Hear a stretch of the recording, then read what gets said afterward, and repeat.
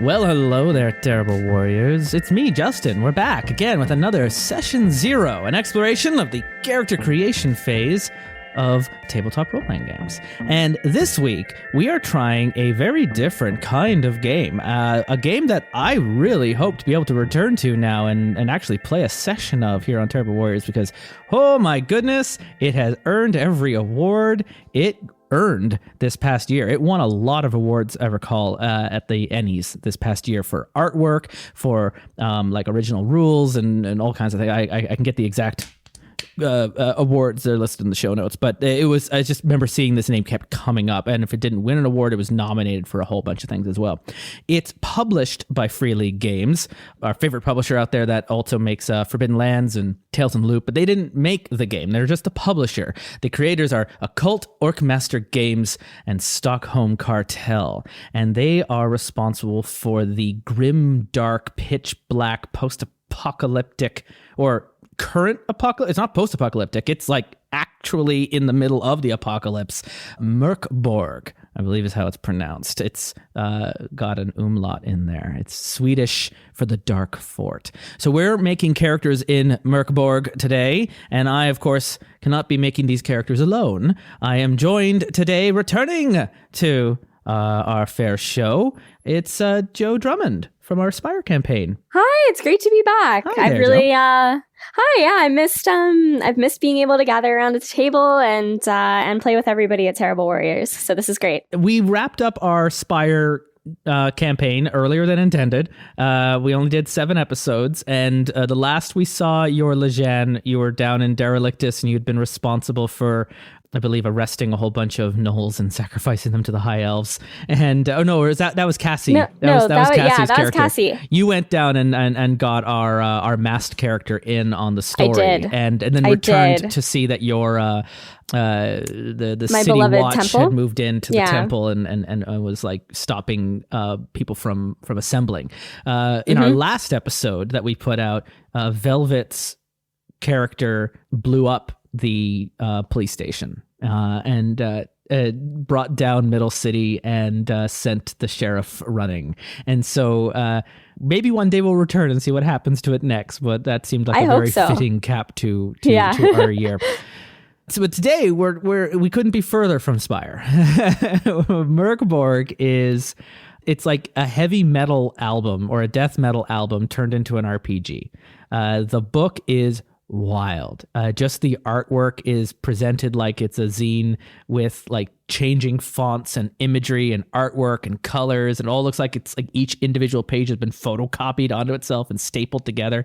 It's designed to be played fast and loose with almost no preparation time, very fast character creation rules, along with very fast world generation rules for the GM. So just banging it through.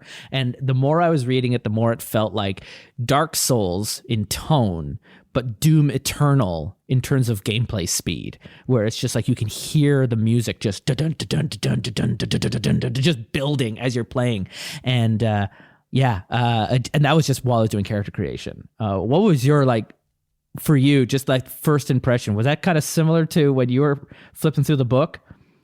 So I absolutely loved the aesthetic, but I found it really hard to read, if I'm being totally honest. The fonts are very difficult. It's full of all these gothic fonts that are illegible at times. And of course, also dealing with, once you get into the monsters, dealing with a lot of words that aren't English in origin as well. So on top of the hard to read fonts, you're also reading a lot of Swedish words with strange pronunciations, where a game like Tales from the Loop or even Forbidden Lands are very much localized and regionalized to English-speaking audiences. Mörkborg didn't bother with that. Like, it's a death metal Swedish album turned in a music album turned into an RPG, and they just made it enough English for you to be able to play along, which I appreciate. They're sticking to their guns with that. I agree 100%. I mean, it made it a little slower than I think it would have been otherwise. And there was a lot of, so it's actually my roommate's copy that I'm using. He's also super into RPGs. And so every kind of third page, I was like, what does this say? What does this say? But it's only like 96 pages. It's very brief book. It's not overwhelming. Like, we just did Cyberpunk Red last week. That was 256 pages. Even the Klingon Core rule book is something like, that much time, but it's also the Star Trek Adventures Core rule book is another several hundred pages. So it's a lot where, I read all of Mörk Borg this morning. Beginning to end, because even though it's only 96 pages, it's not like wall-to-wall text. It's a lot of graphics. It's a lot of expression. It's a lot of using the space of the page. One entire page just says femur, D4 damage, and it's just a picture of a bone. And so we'll it does such an excellent job of making sure that you get the flavor of what you're going for, even if all you do is look at the maybe 5 pages that you need for character creation. After you, even just going through the table to find out what weapon your character has, you will know exactly what kind of game you're getting into. And I think we'll talk about that right after we introduce our characters and go into, because that's point of session 0. Fair warning, making these characters, I remember doing it and going like, oh, that's it. My character's done. Oh, it's been 15 seconds. Okay, I guess I'm going to make a couple more. So we're changing the format with session 0 today. Rather than each of us presenting our one character that we made, I've made 3. How many did you make, Joe? I also made 3. You made 3. So we've each made 3 characters. And even that, I made 3 characters in the time it took Joe to go walk her dog and come back. And that we're talking like out for a walk around the block, 3 characters done. It is that quick. And so that's one reason why we made our 3 characters, but they're also full of flavor and dripping with creepiness. And would you like to go first, Joe? I would like to go first. So my first is actually my favorite one that I made. And this one was the least so they're all procedurally generated, some more so than others. Occasionally I fudged my dice rolls for flavor. Yeah, I will. So I made my characters using 3 different methods. The first one I did as well. I went right from the book and I just made it scratch. Step 1, step 2, step 3, step 4. The second one, I also did right from the book, and I used one of the custom classes, and I went through that, and I rolled the dice for that, and I created a custom class. The third one, I used an online character generator because I was curious to see how that played out because of all the amount of flavor text that is involved, and that also spat out a character. And then I did a little extra work where I picked out some more equipment and things like that, and I did some fine-tuning. So there were 3 different ways. All of them took almost the exact amount of time. And I mean it, like rolling the dice and going through the steps manually took about as much time as clicking create character on an online character generator. It blew me away. It blew me away. I did the exact same thing. I did one character through the class, one through the random generator, which is a site called Scumbirther. Yeah. And then the last one I did straight up procedural via the book. So the first one I'm going to talk about is one that I actually did via the class, and I probably changed that one the most, fudged my rolls the most on that one, because I was really getting into the flavor and wanted to take a few liberties. My first character that I'm going to talk about is called Turn. I think I'm pronouncing that correctly. It also has an umlaut in it. T-O with an umlaut R-N. Oh, that's my first character is also Turn, but it's the first name it looks like Prugel, but there's an umlaut over the U, and I honestly don't know how that's pronounced. So it's looks like Prugel Turn. So there's like a name generator as well. So you also get characters that really fit with the Swedish death metal theming, because that's like, this is what this game is, and it is not apologizing for anything. It is just going to, not even a little. It is in your face. So tell me about Turn. Turn is a Gutterborn Scum, which is one of the 6 classes that are pre-generated. Or sorry, not pre-generated, but can be procedurally generated through the book. Yeah, there are 6 custom classes to choose from, but you don't need to use one of those classes. No. And speaking of having an entire page dedicated to the theme, I really, really love the artwork for the Gutterborn Scum, which takes up literally an entire page. It's very creepy. It reminds me of Salad Fingers. Yeah. And my roommate also must have really enjoyed it because it was actually, that's where the bookmark was when I pulled the book off the shelf. My gutterborn scum was raised by rats in the gutters of Grift. And as Justin, I think, mentioned, there's these different areas, and that's the area where the city ruler decided that everyone's going to just mass suicide. That's the best option that we have right now.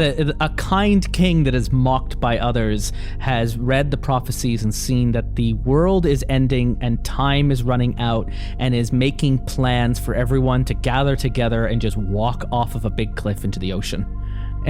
And that's, that's where this world is the end of days has been prophesized and have now begun, and time is running out, and everyone knows the end of the world is going to happen. And does your character greet it with open arms? Do they rush in to fight it with their eyes wide open, or do they still think the apocalypse can be averted somehow and try to appeal to the 4 basilisks that have prophesized the end? And so you play a character that has been brought into a world that is coming to an end. We're in the final chapters now. We're in the last days of Revelation, and it's very much like the sky is falling, literally, and that's where this world is. You're playing characters that are not going to stick around for long, and one of the reasons why character generation is so quick is because your characters are basically made of glass, and there's a lot of moves that we'll talk about that in a single dice roll, you could have a couple of failures play out in a roll, and there's no saving you. you're boiled alive, and you're a skeleton now. And so it's and like every death flavor, everything written in, it's so over the top. It's wonderful. So anyway, you come from this town where this kind king is planning to just gather everyone together, and they're just gonna walk off a cliff into the sea. And Turn is kind of all about this plan. This is clearly the best plan that we could have right now. And in part because one of the themes that I rolled is that Turn is cursed to share the nightmares of others. So they sleep far, far away. For whenever anyone else has a nightmare, they also have the same one. Oh, dear. That got a little weird given that Turn was raised by rats. Oh, those are going to be very vivid dreams. But, Turn kind of tries to take everything in stride, and as the world turns. As I was creating this character, I thought, in part because of the theme is the wrong word, but like the theme of the city, like the tone, like. Because like this city is like every day the king releases these new pamphlets that he puts onto the doors to prepare the families for the day to come. Like this whole thing, this town is Jonestown 4 days before Jonestown. Right, except with more warning. They haven't made up the Powerade, like, because it wasn't Kool-Aid, it was Flavor Aid. They haven't like made that up yet, but they're stirring the pots and they're serving the glasses out, and they're organizing everyone to come out, on Friday. But this time everyone knows what's going on. Yeah. And so because of all of that, I think the flavor of having all this whole populace that's prepared to kind of do the unthinkable, that in some sense kind of takes a very There's a serenity. Optimist? Yeah, there's a serenity. Yeah, there's a serenity in that nihilism. Exactly. The end is coming. There's no point fighting it. And that's almost freeing. Exactly. And so I have written on my character sheet, Snow White, except rats. Except rats. Yeah.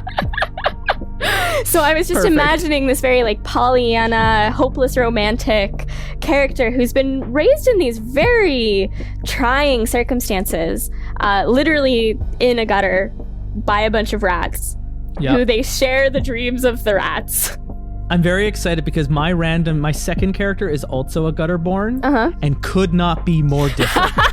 It is a completely different character, and that's what I was hoping to see, is just how, even if you're using the same character classes, and you might be going, procedurally generating, like eventually you're just going to run. No. They are so different every time. Yeah, and so I'm really, really, this is the character, I wanted to start with this character because this is the character by far I'm the most excited about playing, because I like that tension between this is the environment, there's the serenity in the plan that we've chosen, but it's not an easy plan by any means. No.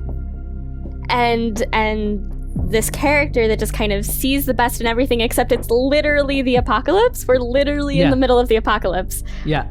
And we'll get into that too. At the beginning of each session, the GM is actually supposed to roll the die to see which prophecy is being fulfilled in this session. And they have it looks like an excerpt from a Bible with chapter and verse, and it's broken up into 4 psalms.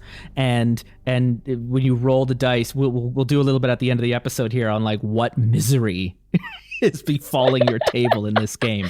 Yeah. My first character, also a Torn, maybe we're related, Prugel Torn, is nihilistic and cruel, and hands caked with sores.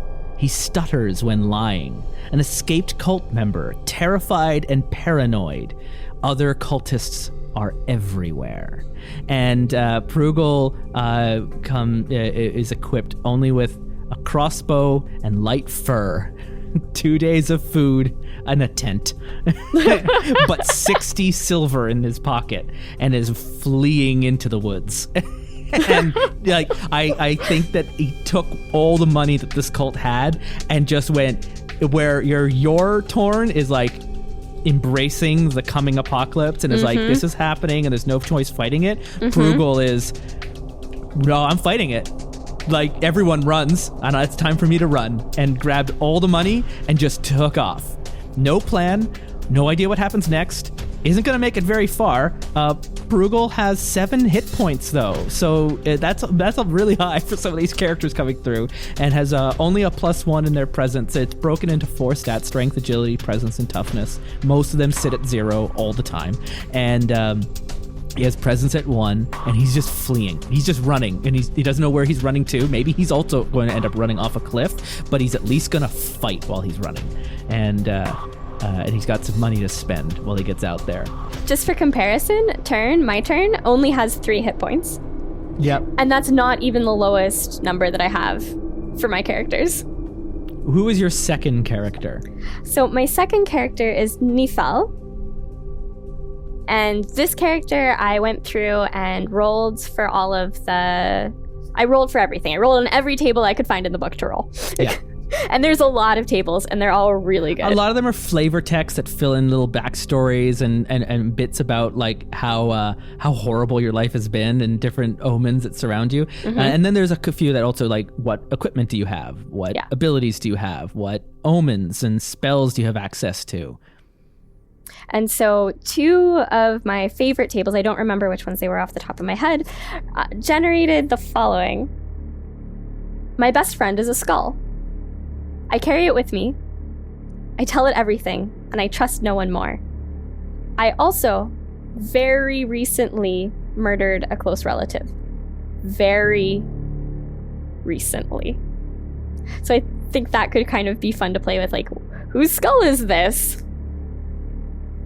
Maybe it's related to the skull that Harmud Karg also has. I also got best friend as a skull. Harmud Karg is my gutterborn scum. Educated by outlaws in a hovel south of Aliane. Bitter and worried, hauntingly beautiful, unnervingly clean. Harmud Karg also has a best friend for a skull. Carry it with you, tell it everything, trust no one more. And Gutterborn scum have a class specialty called Dodging Death. You are so unpleasant, irrelevant, disgusting, and vile, even death would rather avoid you if it can. On death, if there's even the slightest possibility that you survived, there's a 50% chance that you did. If successful, after 10 rounds, you pop back up with D4 health and an unlikely explanation of your escape. And that's Harmug. Harmug only has 3 hit points, but came equipped with nothing but a short sword, which only deals D4 damage, and no armor, but has a sack with enough room for 10 items, a sharp needle, and a meat cleaver. And they're gonna head out there into the world, and I don't know where Harmud Karg is from, but they might be heading into the cathedral in the center of the place to it might not be trying to loot the others, but I feel like Harmud Karg, if any character I've ever rolled was a serial killer, it was this one right here. Yeah, plus similar. 2 agility, plus 1 toughness, a little creepy. I feel like the best friend is a skull. That skull might not always be the same skull. Oh. It's just a skull that they've always got. Mm-hmm. And they keep it clean. They keep it polished. They hunt and loot the living. not the unfortunate dead. Similar serial killer vibes over here with Nephila. Yeah. And one thing that I did with this character when I was generating it is you have the option of either potentially getting a better weapon. You're always going to be rolling for your weapons as you're generating these characters, but you can choose to take a lower roll on your weapon.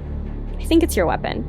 Take a lower roll on your weapon and instead also get a scroll, because there is magic in this world. Yeah, and none of my characters picked up the scroll. There was a little bit more, but we can look at that.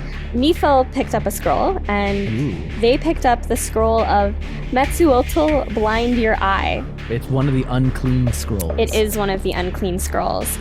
So Nephil can be invisible for D6 rounds or until damaged.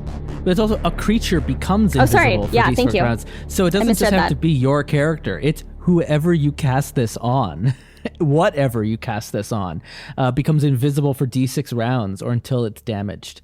Yeah. That's fun. That's terrifying. So you just move around unseen. With my little skull friend. And with these powers, you roll presence every morning to determine how many times you can use powers that day. But if you fail, the power doesn't work. You lose health and become dizzy for this hour. During this time, powers will always fail in the worst possible way. And there's a whole page that they've made called Arcane Catastrophes. And you rolled on a d20. And it says here at the top corner of the page, if a caster rolls the same result twice, they explode in screaming black fire in which the faces of the dead are seen. D6 damage every round. Water only feeds this fire. and all of the arcane catastrophes have a descriptor. And then another thing in italics that says, like, effects that are in cursive are things that the caster may not immediately realize. And I won't read them all off, but like the very first one is one of your teeth fall out. Long, brittle fingernails replace them in your gums. One by one, your teeth fall out, and long, brittle fingernails replace them in your gums. In cursive, your smile is horrific and you find it hard to eat. Like, that's just the first of 20 catastrophes that they've written in. And that's just what's in the core book. We haven't even gotten to the Murkborg Cult, which is the fan run content that is also officially published through this property. And they've really got a lot of support from their fans. Yeah, they really did. And I love that one of the original ones, the entire thing is in italics, so it seems like nothing happened. Right? And it's like, yeah, it's so... And that one says, within D4 days, a vile cocoon heaves from the ground. So this is days after you failed. Yeah. Soon bursting and spawning your exact clone. It is unintelligent and begins to spread mischief and suffering. This happens every couple of days until the ground is cleansed with holy water or fire. I love this game so much. It's so good. It is so colorful. Was that your third character that you just talked about? No, that was only my second. That was only your second. Yeah. So who is your third? Because I've got my third one up on my screen now. Okay, so my third character is the one that I used the Scum Birther to generate. So this is completely auto-generated. I didn't have any input in this one, but it's still a bunch of fun. So I really liked that the first character that I had and the third were kind of tied to a specific place, because it really gave me more of a feeling of what I was going for. An anchor. Yeah. Exactly, yeah. So my earliest memories so I am Vatan, and my earliest memories are of suckling a wolf in the wilds of Bergen Crypt. Oh, how Romulus and Remus of you. I know, right? It gets better. Uh-huh. You have 30 or so friends who never let you down. Your teeth. Oh, you're also a fanged deserter. Oh I'm my also goodness. a fanged deserter. Okay, so my Scumbirther character is also a fanged deserter. Okay. So we both, you 30 or so friends, so we'll 2 hours at the same time. Graft is also a fanged deserter. 30 or so friends who have never let you down. Your teeth, disloyal, deranged, or simply uncontrollable. Any group that didn't boot you out left anyways. But your parliament of teeth, enormous, protruding, thick and sharp, have always been your allies. Prone to substance abuse and ruthless. Oh no, that's my next character. That's your next. Yeah, that's your character. Yeah. And so fanged deserters don't get weapons. They just have a biting attack. They just bite things. And honestly, this bite attack is notably better than all of the weapons I rolled for the rest of my characters. Although there is a chance when you go for the bite attack that an enemy will get a free attack on you. You must be close to your target, and on a 1 or a 2 on a d6 roll, the enemy gets a free attack. So you're basically a zombie. You're just playing as a zombie, just an intelligent, thinking zombie. Although, right? Mine says clumsy and dull-witted, so intelligent and thinking might be up for debate. You're not trying to eat them, but you are definitely trying to bite them. For sure. And my fanged deserter also is able to use weapons, but it's a stinking sword that I pulled from a military shit ditch. Excellent. Right? It does. Yep. It's called the Brown Scimitar of Galgenbeck. It does d6 damage, and there's a 1 in 6 chance the wounded enemy is smitten with sepsis and dies within 10 minutes. Oh my gosh. Okay. Mine is I got a crumpled monster mask. It strikes primitive fear into lesser creatures like goblins, gnomes, and children. While warred, they seek morale every round, or they check morale every round. So every monster you fight has a morale rating. And once you get them down to half health, or they're the last one alive, or you've killed their leader, they have to do a morale check to see if they flee or surrender. And I kind of love that lesser creatures like goblins and children, because that's the only way to treat children in your tabletop role-playing game, is to treat them like tiny little monsters. Clumsy and dull-witted, that was also mine. Graft is prone to substance abuse and is ruthless. Staring, manic gaze, an invertebrate bug eater. Or no, an inveterate bug eater. So it's just the worst. Vatan but is 9 hit points. Graft oh my got goodness. 9 hit points. No. Graft will not die. Graft plans like the world is coming to an end, but after the world ends, Graft will be there biting whatever comes next. Vatan only got 1, so I think Vatan might have done something wrong here. Gave too much suckling to wolf clubs. On top of the 9 hit points, Graft also has split armor, which is minus D6 HP damage. Dang. So not only is this guy never going down, he's also never getting hit. Walking away with 20 silver and enough food for 2 days, he's also got a shield and a silver crucifix. And shields in this can reduce the attack by 1 HP damage, or you can choose to have the shield be broken immediately and immediately negate the attack that came in. Nice. Which is that's a really interesting, like you can just sacrifice the shield right now and just cancels out the attack. Because I really like that mechanic. This game is brutal and fast and it comes at you. So that was interesting that both you and I, we ended up using the 2 of the same classes, because there are 6 custom classes ready to go, and those just offer a little extra flavor. You don't have to use them either. You can just create blank characters that don't have a class, and there's different rules for them as well, and that was what my first character was, and that was what my second character was. So like, it is so fun to just describe what these characters are like. What for you, like, one thing that caught me was how quick it was. I remember making the first character and I'm going through a couple of the pages and going like, that's it? I'm done. My character's ready. And I said, well, I guess I'm going to read the rules of the game because I need to know then like the context of how this plays out. And just like the character creation is this quickly for the GM, they've also got rules for like rolling up monsters and creating scenarios. But I mentioned the Cult of Murkborg. The Murkborg Cult is another... It's a PDF I've got. I don't know if it's in a physical book that Occult Orkmaster Games and Stockholm Cartel put out, full of fan-created content. And in this, there are tables to randomly generate monsters. I mean, and I can do one right now. Let me find a D12 here in my bag of dice. A winged and flapping, long wispy hair, absorbing all sound, eerie, dead, and quiet. And then I can roll for its morale and how much damage it deals, what armor it's got, what damage die it uses to attack, and more than anything, it wants to, let me find a D20 here, devour every living thing it seizes with the terrible trait 16. Terrible, but not in a great way.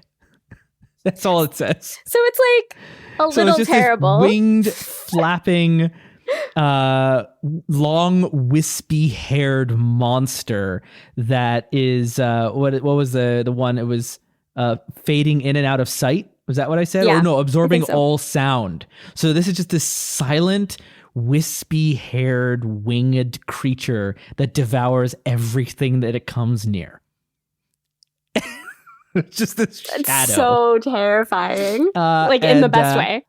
And that's what I mean. It's like where it really starts feeling like Dark Souls or Demon Souls, and like the way these monsters, how unique they are. Like it's not done that way. So then so there's a monster generator in the cult book. There's a section called Eat, Pray, Kill, which is all about the monsters that you can hunt. There's the Death Ziggurat. There's 100 items and trinkets. The Goblin Grinder, my favorite area, the Grey Golf Inn, which is full of games of chance that you can play in the tavern with other NPCs, including a game called 3 Dead Skulls, which is played with 3 D6s that you roll and bet on. And because some of these people have just thrown themselves to gambling and rolling dice as they wait out the end of the world, and they're not going out there.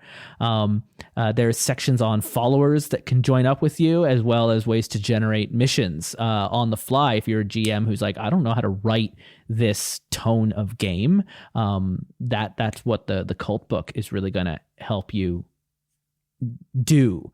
And then like the back half of this book, after you get past the character classes, are just full of pages and pages of monster details. But every single monster page looks like it came from like a different artist, different fonts, and different details, each one more horrible and terrible than the last. And then a section on random encounters. And then the back half of the book has like an example dungeon that you can use where you can like roll to find out like even more reasons to risk one's life. Where do you wander? D12. Roll that. 3. On a beach and not distant from Grift. Who wants to contact you? 6. Faint whispers from the crypt. So you're wandering on this beach as faint whispers from the crypt. And then an adventure spark, D100. Oh, I need to find myself some 2 D10s here to roll. I'm so prepared for this. 31. Oh, no, it's the other way around. It was a 13. Sabotage, an unholy alliance. And then it has one of the many bedeviled dungeons, and you can come up with the name of the dungeon: the Hell Fort, the Dark Maze, the Slave Waste. And you can find out if it's still active or inactive, what imminent dangers are in there, distinctive features, and then start rolling sample rooms as you start building your dungeon map like you would in a classic D&D setting. And that's what Murkborg is apparently based on. It's using something called OSR rules, which is designed to help recreate the feeling of these old retro dungeon crawling games that were like, you go through the room, you fight the monsters, you get the loot, you run out, but then throw all this like flavor and world around it. So you're also generating these over the top heavy metal storylines. But for the GM, it's very much, you can just get out some graph paper and just start drawing out rooms and having them go through. Or you could just generate each room on the fly as you keep going until they've had enough and they want to run back out and get back to the tavern before they all die. And when your character dies, you just pull another character off the stack. You could generate these characters all in advance. And the concept here is that the story being told is the story that's existing at your table as the apocalypse draws closer. And it's more like you're watching a show that has a rotating cast of characters that aren't around for very long at a time. And when one character dies, another one moves in to take its place, but the story continues to move forward. But each character has very different motivations. Some of them, like two of ours, are probably serial killers. Others just want to bite things. Some are fleeing, some are running, and some are accepting what's happening. It's fascinating. Joe, what were your thoughts on this? I know I kind of just went there on a bit of a tear with some of my favorite tables. But what was it like making these characters coming in, because you like me were coming into this game very cold without much warning of what exactly we were opening up when we opened this book? So it's very much a game that I really, really want to play as a player.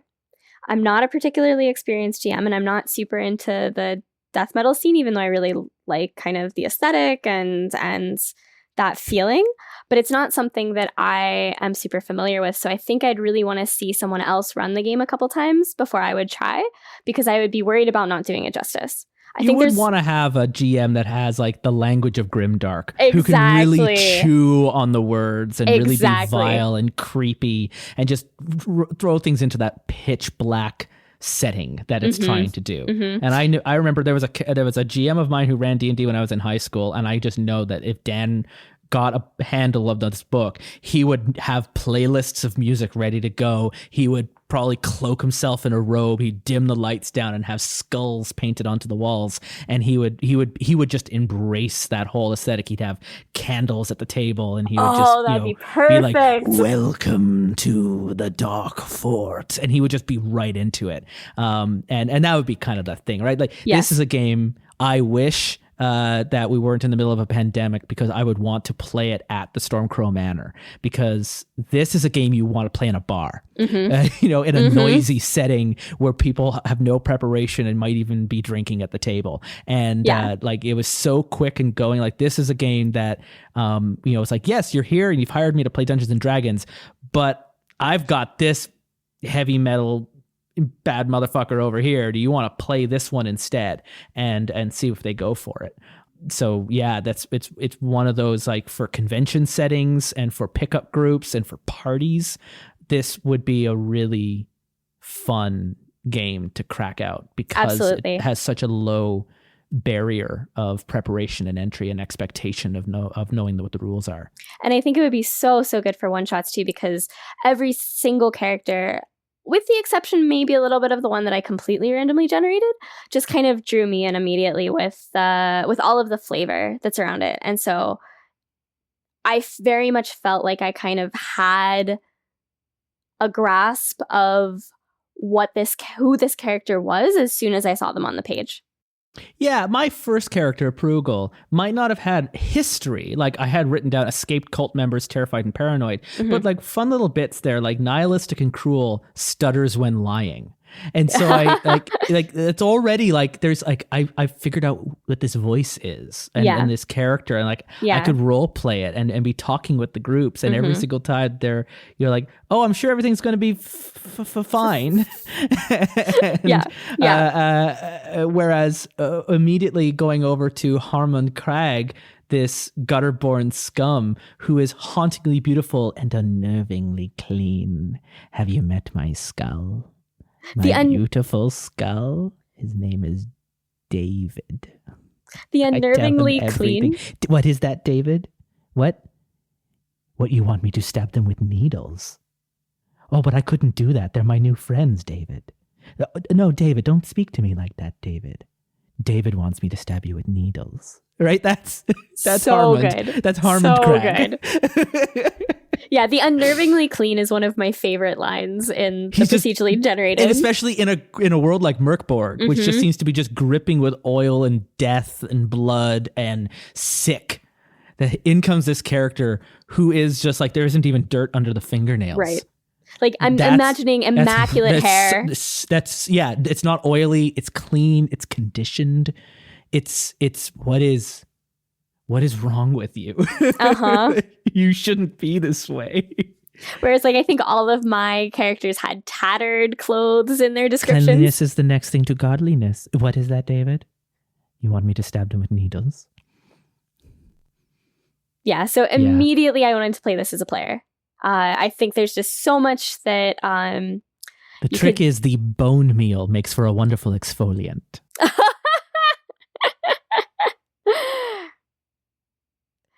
Yeah, I really like games where you can just kind of jump in as a player with no prep. I think it really makes for a really creative storyline. I think it kind of helps draw in people who may not be as comfortable with more traditional role-playing games where you really do need to do a lot of prep. Yeah. And it can be a bit daunting. You know, having a look at it, playing in our last two session zeros I was a part of with the Klingon rulebook and with Cyberpunk Red, I will admit that between these three characters, Graft, Prugel, and Harmug, I don't feel that attached to them. In the same way that I felt attached to the characters I made in Klingon or in Cyberpunk. Those are characters where I was like, I have made them, I've invested time into them, I care about them, I want to make sure that they can make it through this alive. Mörkborg is intentionally creating a setting where they're telling you from the start, your character isn't suited for this. They are up against the end of time itself. No one is going to survive this. It even says in character creation, roll for your equipment, roll for your stats, give them a name if you wish, but it won't save them. And it's priming you to like, you're not supposed to get attached to these characters. You're supposed to get attached to the setting and to the other players at the table and to you surviving through a session and seeing how far you can get. But if Harmud Karg and his best friend David the Skull were to meet a quick and horrible end, I would pull Graft out and I wouldn't miss Karg for very long before I would then get into Graft wanting to bite everything and probably having a hard time talking because his teeth are always in the way. And I would just then if something were to happen to Graft, I would pick another character and be into it. And it would be, I feel really invested in the setting having made these characters, but I don't feel that invested in the characters, which is odd in that in this case is a good thing. It is in any other game would be a strike against it. I completely agree. And I had a similar experience. The character I'm kind of the most attached to would be Torn, which is my Gutterborn Snow White. Yeah, you don't feel torn about it? No. But what the thing is it's not that I'm invested in Turn as a character. I'm invested in Turn's story. Yeah. And we all know how Turn's story is going to end. Right. And something that does happen to Turn, like there's nothing stopping you from the next character you make also being from the same community or being, something similar, or maybe being present. If Torn had followers at the time, one of those followers could step up and become your new main character. Right. And it's very possible in a world like this that character deaths could snowball themselves into brand new characters, or it could play more like you're just playing a roguelike and a new character just gets generated as you move in. Perhaps David was the one that convinced. What is that, David? What is that? You want me to stab them with needles? Yeah. There's like the very first page of the book. The wind from the west, from the sundered land, rot rides it, and the stench of blood. Cursed walker, will you travel there? To the valley of the unfortunate undead? Our young ones are taken by the child thief Tergol, known for his vile crimes and alchemy of flesh. Distances shift, paths but in places warp. And it's just like, and it just goes from there. And it's just, and it goes on, life locked and failing in a dark fort. And that's like the setup for Murkborg. And on the page opposite of that, there's this beautiful grainy photograph of a cathedral. Yeah. And that's what I mean, is that it looks like it's a picture that was photographed 100 times and then put in, like, that's what I mean, is it's got this zine look to it, where it does, like, every page looks like it comes from literally a different photocopier, different generation, different artists. Some are handwritten, some are photographs that have been copied over. It looks like they've been just taped into the page. It's very aesthetic. Very much like in Tevold also lies Sarkosh, and Sarkosh is in like this really heavy like German looking font right across, but like Galgenbeck is written in this very elegant Gothic cathedral kind of font, and then they stick to it. Galgenbeck is always drawn in that font. Sarkosh is always drawn in that font, and it keeps going. Where Grift is just like a big stamp of a word, all in big capital letters. That looks like something from The Last of Us. If you know the font for The Last of Us's title, that's what Grift's font looks like. And different pages are like hand drawn or have pictures into them. And they all look like they're coming from different places. Like the hit points page on page 28 is just an anatomical picture of a heart in full color. And it looks really weird and out of place, because on the very next page is it looks like a vintage drawing of a man dancing with a skeleton. It's very, very good. If you've got a chance to pick up the PDF or the book, I can't recommend Murkborg enough just to have it on your bookshelf. It is an eye turner. It is so interesting. That's part of how we ended up playing it on the podcast. Was it was one of the ones that you suggested. My roommate had it on his bookshelf, and I was like, yes, that one. That's the one I want to play with you for session bright 0. And yellow, and it's written in this heavy, inky, scratching font with a bleeding skeleton on the cover, and then just giant screaming words, Murkborg. That's all it says. It doesn't explain anything. And because of the book, it's not like a giant 10 by 14 RPG book. It's more of the regular paperback size. It fits on a bookshelf. It doesn't look like a role-playing book from a distance. And it looks like a zine, or it looks like a graphic novel. And so it's a little disarming in that way. And I think that's all very intentional as well. So that's it. You can check out Murkborg. I'll have links to it in the show notes. We're also going to post the characters that we made, the 6 of them, onto our Patreon page that you can follow along with, as well as any other links that I've come across, like the Murkborg Cult page on DriveThru RPG. There's a section here called the Dark Fort, which I've got all these other little things I've picked up on this game. And a link to the character generator, so you can just click through and see what kind of stories you get. And I'd love to hear if you got really interesting combinations. You can check all of that out on there. Joe, you got any final thoughts here on Murkborg? When can we play? Yeah, I know, right? Let's get this going. Yeah. It's one of those I would love to actually try and play this out and see how it actually functions, because it does seem to be very rules light, very fast paced, and full of surprisingly over the top outcomes. And I'd love to get into that. Yeah, it looks like so much fun. What was just to go back to it, because I just can't get enough of it. Remember those omens? You have these Arcane Catastrophes. I think my favorite one I came across here. Your skin tatters like paper, your flesh melts like wax, your intestines bloat like balloons, bursting and falling out until all that is left is a walking, talking skeleton. Notably, this one has no italicized text. Yeah. The effects are fully known to the caster. They know that. But But you get to keep playing. You're just a skeleton now. That's so good. It doesn't stop you. In the troubling tales page, it says to roll a d20 or throw a knife at the page on the right.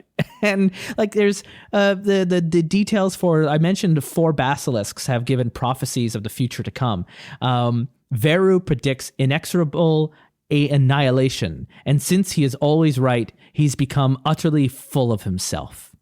And so it's also like, it's so heavy on the grimdark, and yet it's kind of funny throughout the book. Like, absolutely, it's absurd. It's that way that a death metal band is doing a lot of satire and parody, and they'll throw in mentions of places in Lord of the Rings because it's funny to them. And yet it's also the game doesn't wink at you while it's saying these jokes. When you roll for your weapons, if you roll a 1, you turn to the weapon page, and it's just femur D4, just a giant single page spread of a bone. And that's your weapon. You're equipped with a bone. Where if you roll the highest one, you get another 2-page spread of the Zweinhander, a giant 2-handed sword that you can use. And it's done in, like, again, this big screaming font of words going across the whole page. It doesn't even fit into the book. The title of the sword is so big. And then all the other weapons get fit onto a single page, stabbed into a body. And it's that's funny. As I'm flipping through the pages, I'm laughing because it's so absurd and so over the top. This was I really appreciate reading through a book that knows exactly what it is and doesn't give a crap about trying to be anything else. It's very unapologetic in the best way possible. So that's all we've got for this week's Session 0. I know we were talking about character creations. Character creation is so quick, so we just ended up talking about the game itself. And I don't know what's coming up next, but stay tuned to find out what other games we're going to be creating characters in. If you have suggestions of games you would like to recommend, please let me know over on Twitter at Dice Warriors, or on Patreon at patreon.com/Terrible Warriors, or on our Discord channel, where you can find a link to that to join onto that server at terriblewarriors.com.